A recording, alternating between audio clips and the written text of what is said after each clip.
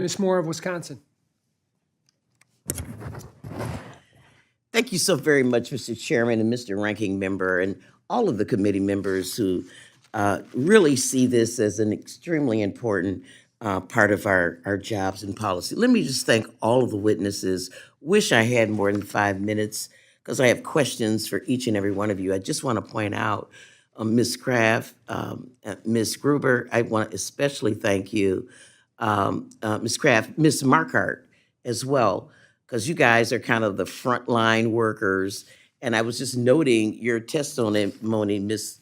Markart. We need to support the staff more too. You said you just weren't prepared to attend the trial of a rapist of a 12-year-old child on your caseload and have her describe the attack. You weren't prepared for some young man to say he had 3 pairs of underwear and turned it inside out and you rushed out with your own money to buy him some underwear. Just thank you all for really your stewardship. And I hear that the Utah program is something we ought to all go visit to see how you do it, despite your acknowledgement that it's legally and administratively complex. And I want to thank you too, Ms. Gruber. So, Mr. Chairman, before I start, I'd like to ask unanimous consent to submit for the record a document titled Focus 4 on Families.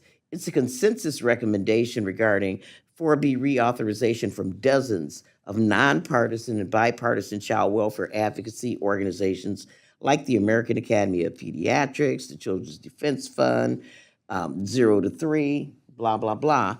And, and it really sort of summarizes what some of our guests have said here today.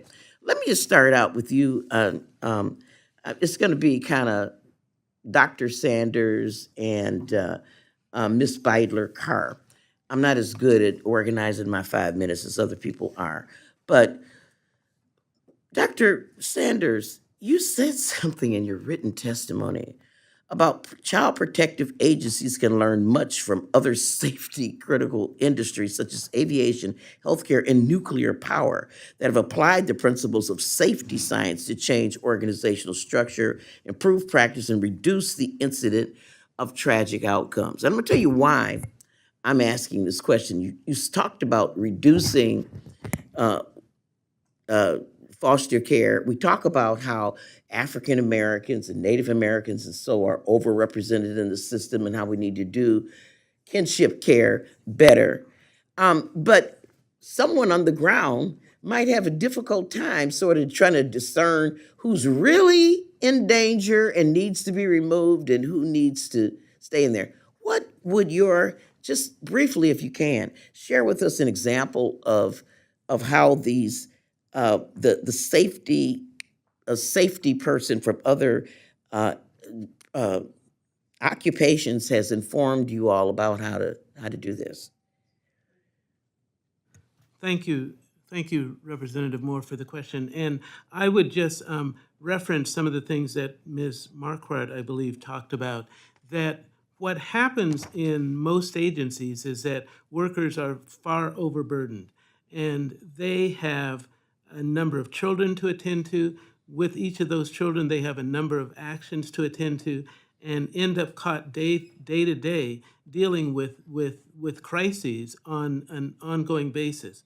They have little ability and time to step back and say, who's really at risk here? Who needs the services that we have to offer and who doesn't? And oftentimes, and there have been several questions about mental health, oftentimes other agencies haven't been prepared to provide the support necessary, so it falls on the child protection worker. And because of that, they miss things. They miss something that they could have picked up had they had the time. And that's the same that happens in many other industries. Unfortunately, in child protection, if workers miss things, they're fired. I got you. I want to ask, I want to thank you for that, Dr. Sanders. I want to ask Ms. Beidler-Carr. We have heard a lot about how the definition of neglect should be changed, like willful neglect, to sort of prevent some of these removals from a home. I'll give you an example. With your indulgence, Mr. Chairman. Just say, for example, you're a mom and you're you're doing happy hour or something, you're a barmaid and you're working from 5 to 9. You got an 11-year-old who's 11 and 9 months old and a 2-year-old. And so, in order to run right around the corner, you willfully leave your 11 and 9-month-old at home with the 2-year-old. They're perfectly safe. This 11-year-old, almost 12, has been kind of adultified. And say some, ex-husband, ex-boyfriend, or somebody, they get mad and call and tell on her that she's leaving these two together. That's an example legally of willful neglect. And, how this definition forces somebody on the ground to take action because it actually statutorily is a problem. Should we change and look toward what willful neglect really is? Because, here it would be a lot more damage to take one or both of those kids away, probably. You need to find some child care for this woman. This is not a case of childhood abuse or neglect. Probably, let me let you answer before the chairman gavels me to death. Sure, I'll be very brief. Thank you for the question, Congresswoman. The short answer is we very much support reexamination of these definitions. There's a lot of states right now, including several represented here, that are reexamining these definitions. But I want to underscore, especially on this panel with these colleagues, how so much of it comes down not just to the definition under law, but to the training and to the support that frontline providers, judges, and attorneys all have on what those definitions mean and how to interpret them. Thank you.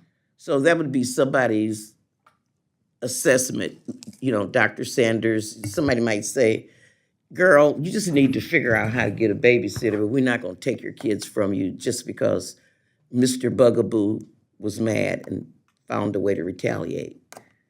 Right. There's lots of variation in the subjectivity. Right. And that's where I think it's such an important component of training, that there's legal training in addition to the social services training.